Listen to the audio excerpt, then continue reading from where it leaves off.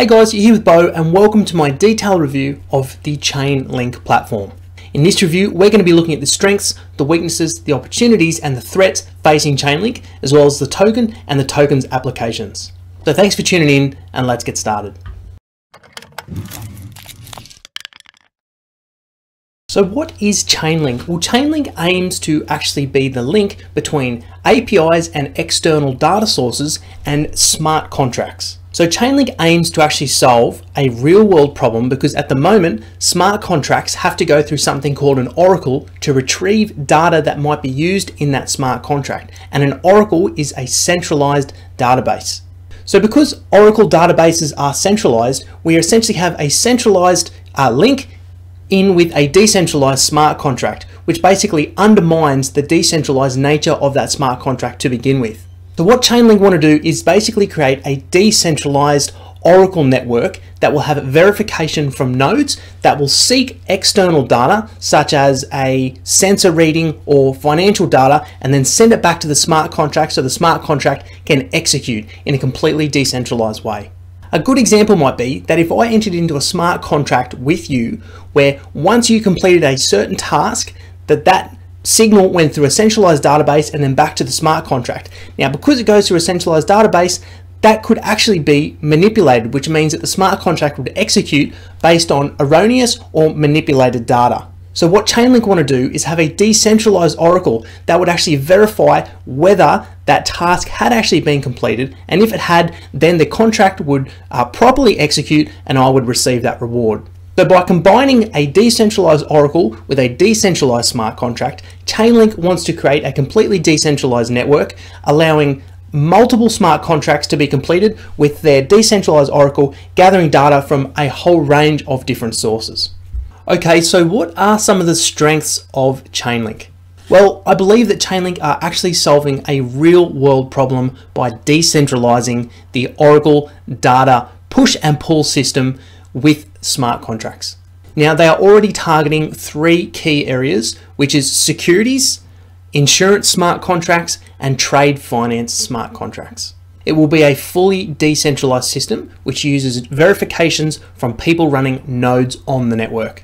Now, ChainLink is built on the Ethereum network, which means that any upgrades to the Ethereum blockchain will pass on to ChainLink. They've also built the system with a modular design, allowing integration of other smart contracts onto the ChainLink network. Now, nodes have already been deployed and are operational on public blockchains. It will allow external services to be adapted in any programming language using intermediate APIs. The development team have a long-term strategy to reduce transaction fees on the network by developing off-chain solutions. They have a very strong security system which uses validation, reputation, certification, and an optional contract upgrade service for users of the network. Now, they want to be as open source and as transparent as possible. As we can see here, their full code is up here on GitHub, and they want to do peer reviews of their platform from academics, developers, and security experts. Now, onto the team. The CEO of ChainLink is a guy by the name of Sergey Nazarov. Now, Sergey has actually been involved in cryptocurrency and blockchain since 2011. He was the co-founder and CEO of a company called Cryptomail. Now, Cryptomail was an encrypted email service which basically used the NXT blockchain. Sergey was also the co-founder and CEO of SAE, which was Secure Asset Exchange. Now, SAE was a smart contract revenue sharing service. Now, just picking out a couple of the advisors, here we have Ari Jules, who is a professor at Cornell Tech University. Another advisor is Evan Cheng, who is actually the current director of engineering at Facebook, which is a pretty big deal. Now, ChainLink have actually formed a partner with a company by the name of SWOT, which basically allows smart contracts on various networks to make payments, send governance instructions, and release collateral with over 11,000 banks. Now, ChainLink actually own and use the website domain name of smartcontract.com. Now, onto some of the weaknesses. The first of which is this team only consists of 2 developers, so a very, very small team. Now, this may be subjective, but as someone with a technical background, I found ChainLink's concept and idea extremely technical and quite challenging to get my head around. So it may be difficult to sell this to investors and to actually promote the platform. Now, the team also looks to have a pretty low social media presence. Now, running a node yourself looks to be quite technically challenging and may actually require some basic programming skills, which could be seen as a weakness because it's not very user-friendly.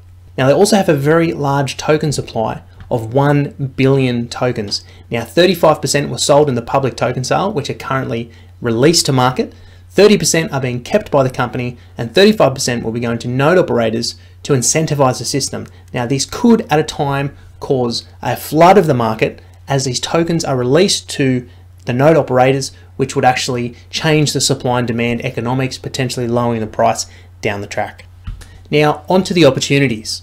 The first one is they could be the solution for multiple industries requiring external data feeds into smart contracts, which is going to be an absolute given as smart contracts start to proliferate more and more industries as Ethereum and other smart contract platforms become more and more usable and start being applied to more and more industries.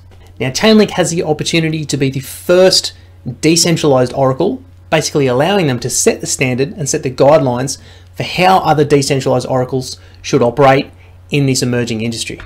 The ChainLink team also have the opportunity to build a strong and supportive community behind their platform, which will only help them and push them further and further into the industries that they want to penetrate. And because ChainLink already have the Swift partnership, the team have the opportunity to be the go-to solution between those external data feeds and smart contracts for government and enterprise solutions. Now, onto the threats. The first threat is potential low support due to lack of community and investor engagement. There's also the threat of the platform just being too technical to get mainstream investors and supporters behind the platform. Now, ChainLink do face direct competition from a company called Oraclize, which is based in London. Now, Oraclize are looking to be a data carrier for decentralized apps, basically similar to ChainLink, by grabbing that external data and feeding it to smart contracts. Now, here on the website, it says that their mission is to provide part of the infrastructure needed to build smart and useful decentralized applications, which in our mind will play a new and important role in the years coming.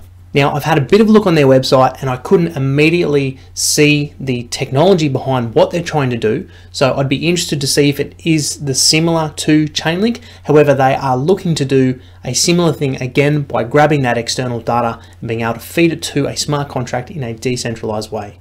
So what about the token? Well, the token is called the Link token and it is an ERC20 Ethereum based cryptocurrency. So currently there is a 350 million circulating supply with a total supply of 1 billion.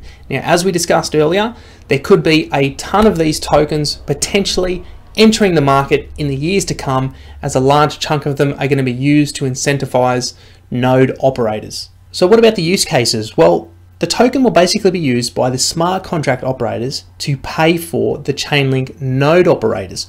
Now, the node operators get to set the price based on the demand on the network at the time. Now, it does also say here that the ChainLink network itself will actually pay node operators for retrieving data from off-chain data feeds, formatting of data into blockchain readable formats, off-chain computation, and uptime guarantees they provide as operators.